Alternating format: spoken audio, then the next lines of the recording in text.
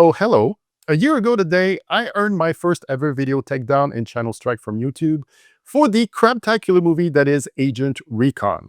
As you can see from the email YouTube sent me, the removal request came from the Random Art Workshop LLC, which is owned and operated by Agent Recon's director himself, Derek Ting. So unlike giant movie studios like Universal, Paramount, or Warner Brothers, who mostly respect fair use when clips are used to review their movies, this went a different way. Reviews usually help promote a movie, even bad ones, especially bad ones. It's kind of a win-win. Unless, of course, you have paper-thin skin, you own your movie outright, and you can nuke negative reviews whenever you feel like it. And it's not like there were that many Agent Recon reviews, positive or negative, to begin with.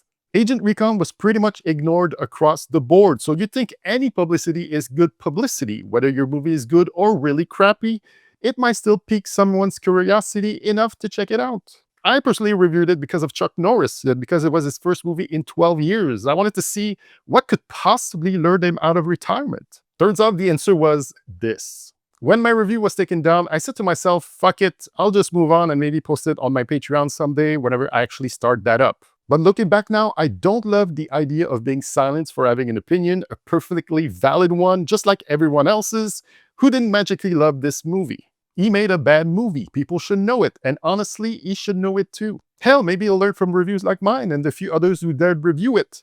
And his next release will be a masterpiece. I seriously doubt it, but hey, prove me wrong. All this to say, I am putting the review back up, removing all the offending footage. I got it taken down in the first place. Footage that was still helping promote the movie. Let me know what you think about all this in the comments, and if God forbid you end up watching Agent Recon, I'd love to hear your thoughts. Enjoy my review.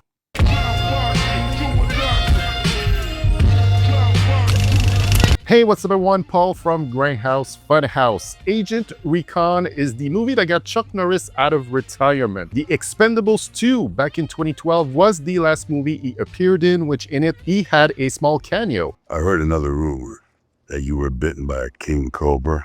Yeah, I was. But after 5 days of agonizing pain, the cobra died. But Agent Recon is not the only movie he came out of retirement for. Be prepared for Zombie Plane, starring the one and only Vanilla Ice, which is scheduled to be released this year. And in that sure-to-be masterpiece, Chuck Norris will mentor and train Vanilla Ice into becoming a deadly secret agent. And I mean, really, aren't you chomping at the bits for it to come out right now? But you're here to watch me talk about Agent Recon, which is directed, written, produced, and starring Derek Ting. Get it? Such cleverness, I tell you. And you know, being clever, I guess, is one thing you can be good at, because directing is something you can't do for shit.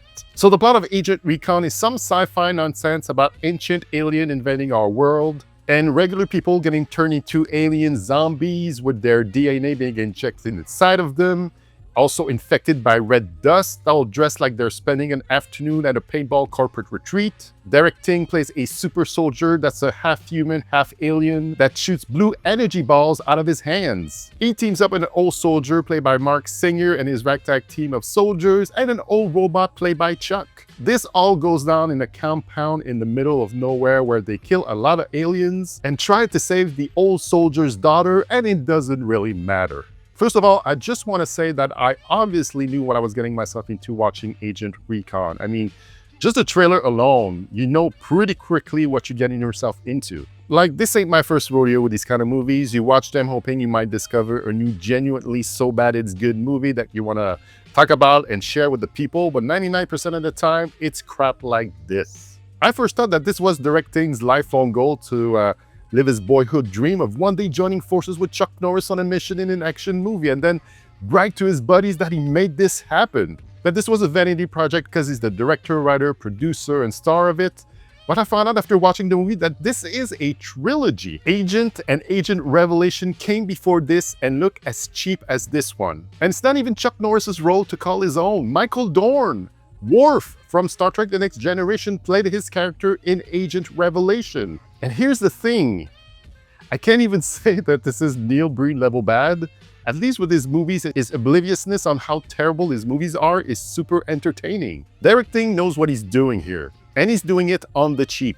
Uses only one main location that tries to make it look like many, which the geography of the recons and action scenes are all over the place. Sometimes we see him teleport from one location to the next without rhymes or reason. There's lots of random stock drone footage that feels very different from what he actually shot, that's taken from Storyblocks, which is this week's video sponsor. When you're just too lazy to shoot your own beer, there's lots of quick cuts, but tons more slow-mo shots. Lots of choppy editing and unintentionally funny hard cuts. Almost the entire movie is shot in bright, crisp daylight, which became very aggressive to my peepers for some reason. This movie is so high-tech that at some point he grabs an iPhone that's being charged right before he uses it so he can talk to the main alien bad guy. The reason I'm sure most of you are here, aside from my outstanding movie reviewing skills and my winning personality, is to find out what about our favorite legendary martial arts action movie star? What does Chuck Norris brings to Agent Recon? Well, I'll tell you, 12 minutes of screen time. For 6 of those minutes at the beginning of the movie, it's a PNG cutout done in Photoshop and then added to the background of him as a robot, cyborg, whatever,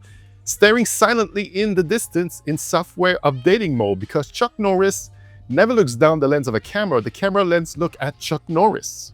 All right, I had to get that one out of my system. And when you do the reverse shot of the other actor speaking, we could see Chuck standing, not staying still, which kind of breaks the illusion of Chuck being in software updating mode. You get a lot of voiceover from him that he probably shot in one afternoon at his ranch sitting by the fire.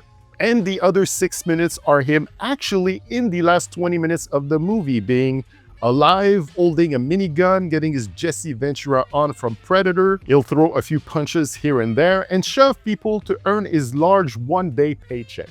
You know what? I'll say this for Chuck, he looks good for an 84-year-old man. He looks in shape and his toupee is staying on straight. The other star of Agent Recon is the Beastmaster himself, Mark Singer, and bless his heart, he tries. Playing a gruff colonel who's put in charge of the mission and who's also on the lookout for his daughter who the paintball aliens kidnapped. I really hope doing this movie got him to keep his insurance for another year through the Screen Actors Guild, because that's a thing. So do I recommend you watch Agent Recon? Not even a little bit. Anything of interest in the movie, I've already shown you throughout the video. The plot is incoherent, mixed with terrible special effects and littered with stock footage. It's not a compelling story to follow. I felt myself checking out quite a few times. Chuck Norris got paid to literally sit at home, probably in his huge wooden wall office, a longhorned steer bound staring at him, recording his voiceover in 20 minutes.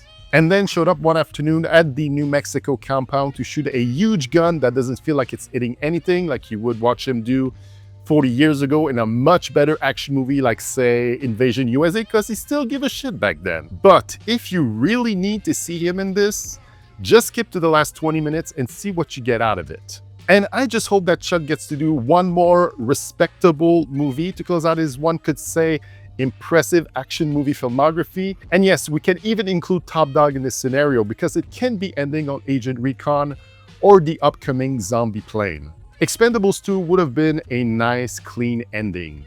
Oh well. I'll do you a solid though. Here's 3 Chuck Norris movies you should watch before you never watch Agent Recon. So this was my take on Agent Recon. If you like this, please give it a thumbs up so I can get more visibility out there. Subscribe if you haven't, that does help too. As always, thanks for watching, and I'll say to you, ciao bye for now.